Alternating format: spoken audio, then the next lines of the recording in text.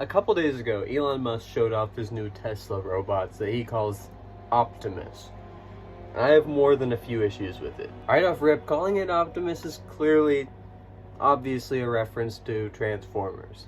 Which is ironic considering Elon has openly trashed his trans daughter on Twitter. Jokes and serious transphobia aside, the name genuinely does bother me. Especially since the original Transformers cartoons were partly about wars over natural resources and a planet on the brink of destruction. Something that was allegorical when it came out, but applies to today's world all the same. Why does it bother me that he's naming it after Optimus Prime? Because Elon Musk has openly trashed climate change as like an issue. He also says that our real issue is population decline, which honestly is a whole different video in its own right, because that train of thought, I don't think it's had a proper track since the plague. This is the entire video, some poor idiot complaining about how a rich idiot named his robots without a touch of self-awareness. Believe it or not, my issues with these slow-moving Decepticons don't end with the naming. But let's go back and start at the beginning. June 28th, 1971, Elon Musk is born no, wait, nah, that's actually too... hold on. So Elon starts it off by getting in the new automated Tesla taxi. From what I can tell, these seem to be limited to a super useful 30-second range. I'd recommend signing up immediately. Once he hops out of his slave labor mobile, the show truly begins, and we get to see the "We Robot" sign light up in the back. Can I just say, it truly does feel as if Elon Musk's version of the future is stuck in the early 2000s. Based on when he was growing up, I guess that... no, it's... I don't know. But iRobot is a clear indication of that. If 2004, seriously? That's your pinnacle of evolution. I don't know what to tell you.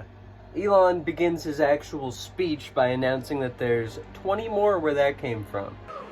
There's 20 more where that came from. To a strange amount of cheering. There are actually 50 driverless cars here, still 650-ish less than Waymo currently has driving autonomously, fully autonomously, in the real world. How cool! There's no steering wheel or pedals. When I heard this, I got a pit in my stomach just imagining taking a ride and having the car literally be inoperable if something were to go wrong. This is the oversight of all oversights. So I hope this goes well. Oh, I'm sure you do, Elon. Sure you do. Cost of autonomous transport will be so low that you can think of it like individualized mass transit. The average cost of a bus per mile for a city, not the ticket price because that is subsidized, but the average price is about $1 a mile. Bro genuinely thinks we should be riding in self-driving cars. And actually, I'm serious right now. He compares them to buses and says, the average cost is $1 per mile. I think he's referring to cost of driving it? Maybe like gas and maintenance, is that? But, okay. So cost of maintaining these buses aren't really as important to me as the cost per consumer, especially if it's going to be a high raise in prices. Well, we will go over that though. But genuinely, who is paying that $1 per mile? Is it taxpayers? Who is it? Because the bus gets funding from people. So like what? For me, I live in the Western US and it costs $5 for a day pass. That means unlimited miles. The only limit is it must be within that day. Are buses perfect? No, especially if you have to go far and be on time. It can be truly difficult to find one that suits your needs, that's like on time, and especially if you have to do it consistently, like for a job, you better just get a car. But I don't think the solution to the problems with buses is adding more cars on the road. If anything, it's to add more buses. I don't see how that is not a thought that crosses his mind. And I guess it sort of is later, but I'm getting ahead of myself. Whereas the cost of Cybercab, we think probably over time, from the operating cost is probably going to be around 20 cents a mile.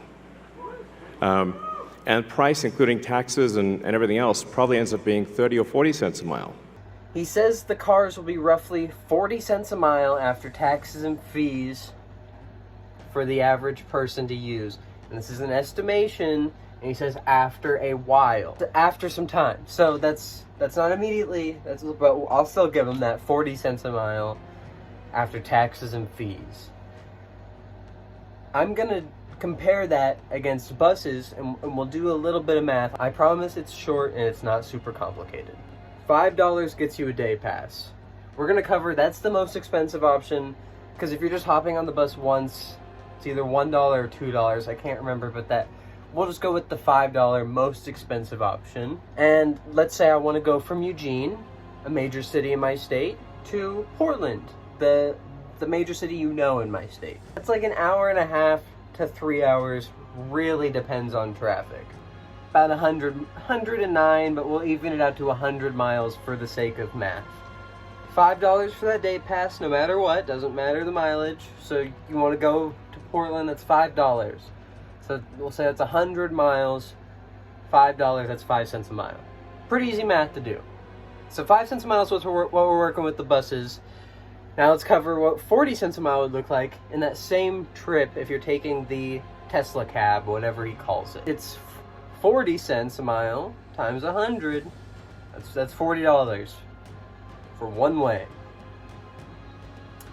That bus pass may not get you back at a specific time that you want to be there, but it'll get you back. If we're going there, it's $40 versus $5. If we're coming back, it's still that same $5 versus $80 now. How is this cheaper than buses? How, for the manufacturers? Okay, I don't care, because that's going to affect me as a consumer more than the manufacturers. But I guess Elon doesn't care, because personal space is more important. You got to get away from the gross poor people.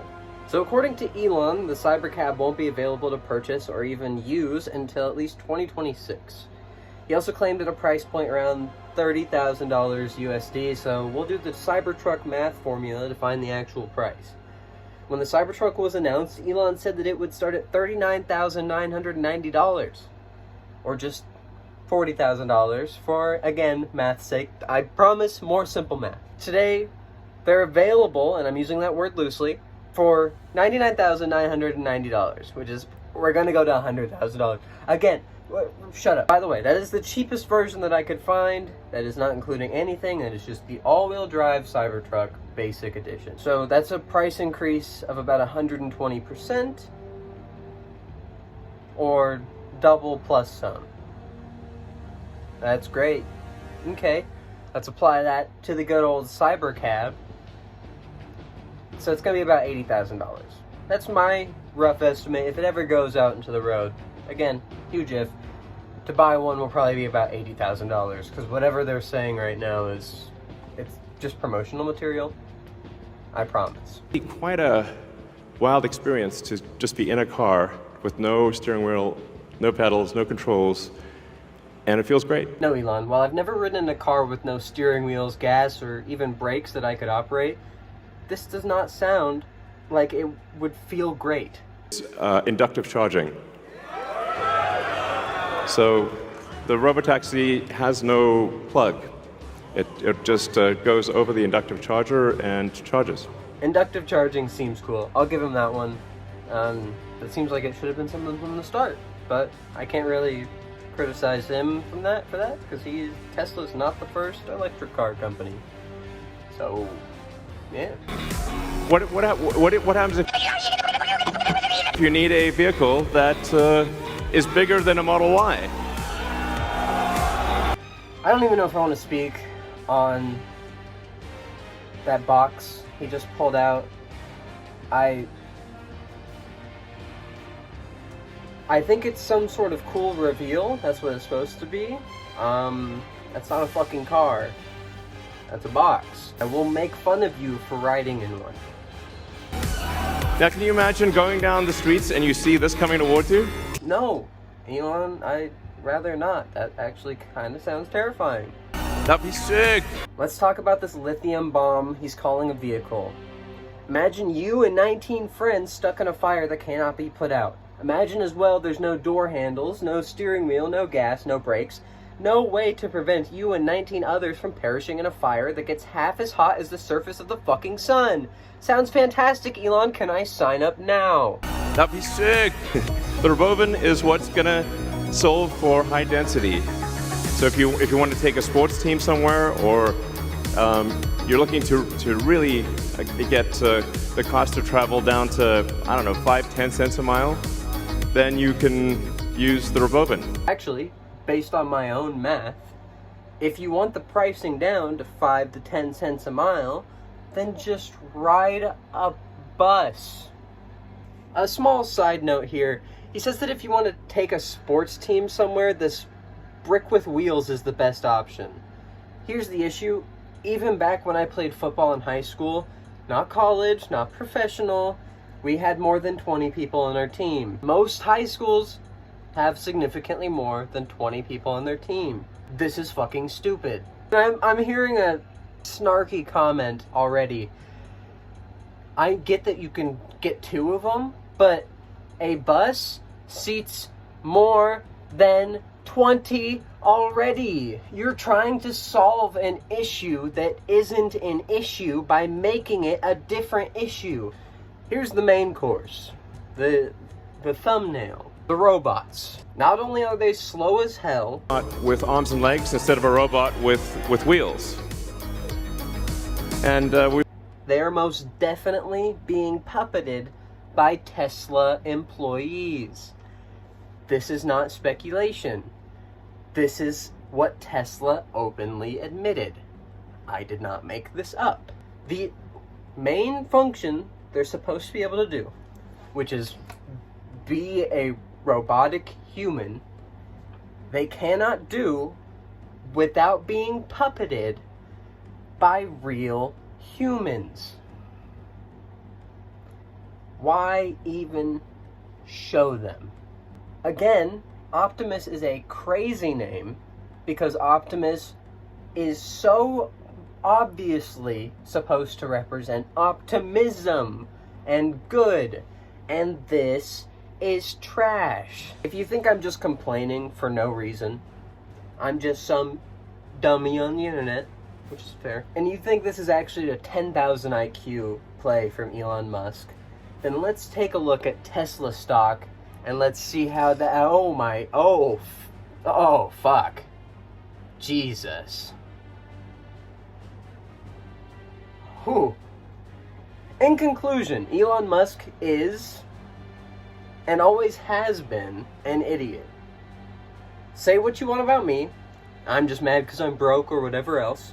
It's incredibly clear that Musk wouldn't be anywhere without Daddy's funding. But hey, at least the Musk family didn't profit from slavery or apartheid though, right? Right?